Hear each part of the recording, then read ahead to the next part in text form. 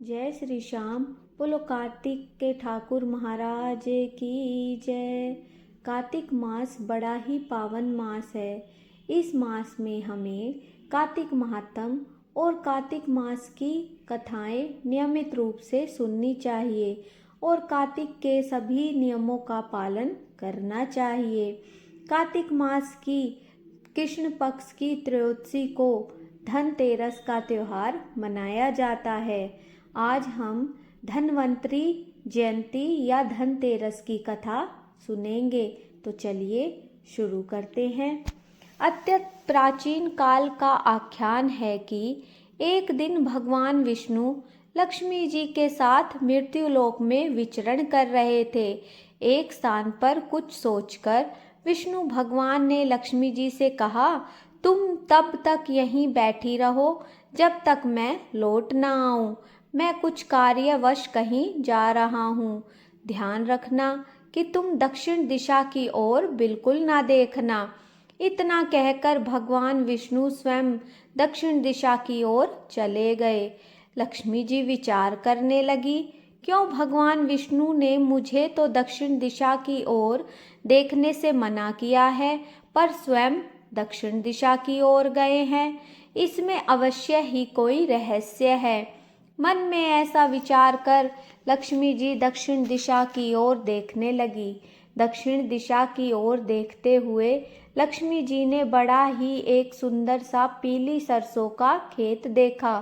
पीली सरसों का खेत बहुत सुंदर देखकर लक्ष्मी जी ललचाई और उठकर उस खेत में पहुंच गई तथा पीली सरसों के उस खेत में जाकर अपना श्रृंगार करने लगी।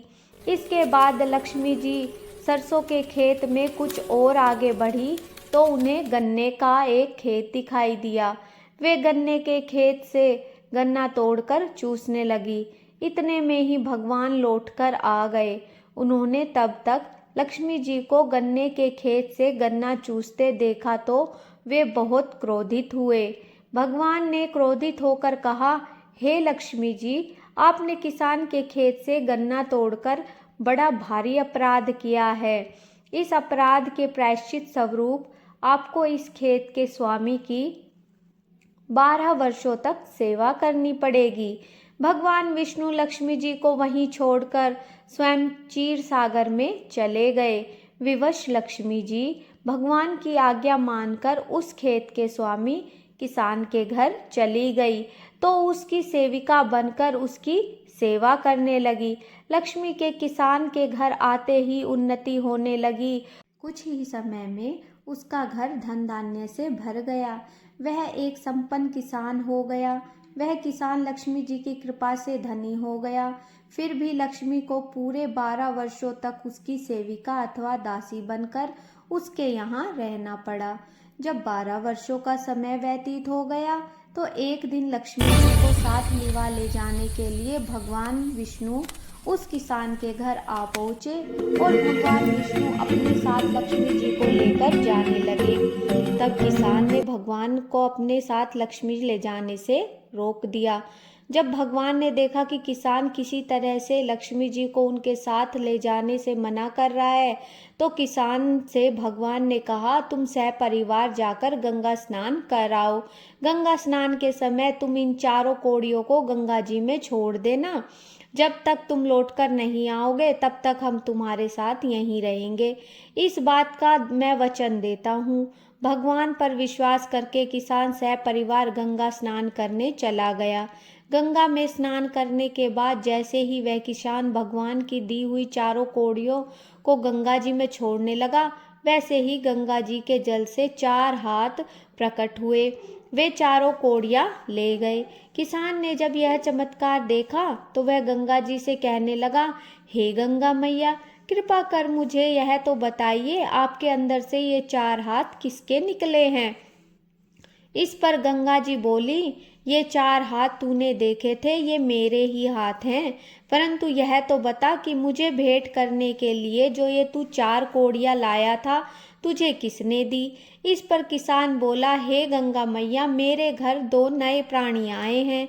एक स्त्री दासी कार्य करने के लिए बहुत पहले से आकर रह रही है। और उसे लिवाने उसका पुरुष आया है। वह आज ही आया है तो उसने मुझे ये कौड़ियाँ दी। किसान की बातें सुनकर गंगा जी बोली, तेरे घर तो स्त्री पहले से रह रही है। वह स्त्री स्वयं धन की देवी लक्ष्मी जी हैं और जो पुरुष आया है वह स्वयं भगवान विष्णु हैं। मेरी सलाह मानकर तू लक्ष्मी जी को अपने घर से कभी न जाने देना, अन्यथा तू पहले की तरह गरीब हो जाएगा। गंगा जी की सारी बातें जानकर वह किसान अपने घर आया और भगवान विष्णु से लक्ष्मी की ओर संकेत कर बोला, मैं इसको आपके घर से कभी नहीं जाने दूंगा। इस पर किसान को समझाते हुए भगवान विष्णु कहने लगे, लक्ष्मी जी से कुछ गलती हो गई थी। उसी दोष के कारण मैंने लक्ष्मी जी को 12 वर्षों तक तुम्हारे यहाँ रहने का दंड दिया था। अब दंड के 12 वर्ष पूरे हो चुके हैं, अतएव लक्ष्मी जी को अब तो जाना ही पड़ेगा। पुनः हट करते हुए किसान कहने लगा, मैं इनको नहीं जाने दूंगा। किसान की बात सुनकर विष्णु जी हंसने लगे। उन्होंने हंसकर किसान को समझाते हुए कहा, लक्ष्मी जी बड़ी चंचल हैं। वे सदा सर्वदा किसी एक स्थान पर स्थिर होकर रह ही नहीं सकती। इनके रहने का समय है और उस समय की भी सीमा होती है। तुम तो क्या हो, तुमसे भी कई गुना शक्तिशाली व्यक्ति भी अपने यहाँ लक्ष्मी जी को सदा के लिए नहीं रोक पाए। भगवान के इस प्रकार समझाने पर वह किसान नहीं माना और हठ पर अड़ा ही रह गया। वह बोला, मैंने सब जान लिया है, मुझे गंगा जी ने बता दिया है। आप कुछ भी कहिए, मैं लक्ष्मी जी को यहाँ से जाने नहीं दूंगा। किसान का हठ देखकर लक्ष्मी जी उससे बोली, हे किसान, यदि तुम मुझे अपने यहाँ रोकना चाहते हो तो मेरी बात सुनो।